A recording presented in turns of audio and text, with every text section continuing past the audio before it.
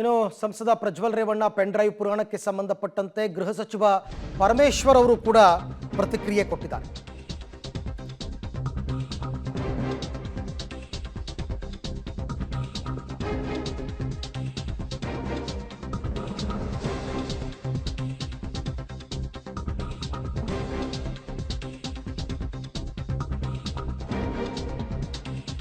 ದಾವಣಗೆರೆಯಲ್ಲಿ ಗೃಹ ಸಚಿವ ಪರಮೇಶ್ವರ್ ಅವರು ಕೊಟ್ಟಿರುವ ಪ್ರತಿಕ್ರಿಯೆ, ಪ್ರಕರಣವನ್ನು ಎಸ್ಐಟಿಗೆ ವಹಿಸಿದ್ದೇವೆ.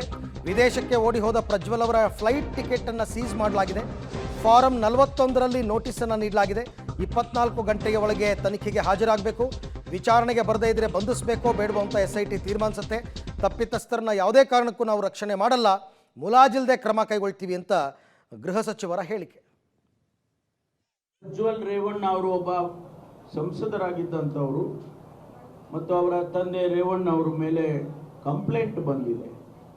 ಆ ಕಂಪ್ಲೇಂಟಿನ ಆಧಾರದ ಮೇಲೆ ಮಹಿಳಾ ಆಯೋಗದವರು ರಾಜ್ಯದ ಅಂದರೆ ಸರ್ಕಾರಕ್ಕೆ ಪತ್ರ ಬರೆದಿದ್ದಾರೆ, ಮಾನ್ಯ ಮುಖ್ಯಮಂತ್ರಿಗಳಿಗೆ ಪತ್ರ ಬರೆದಿದ್ದಾರೆ,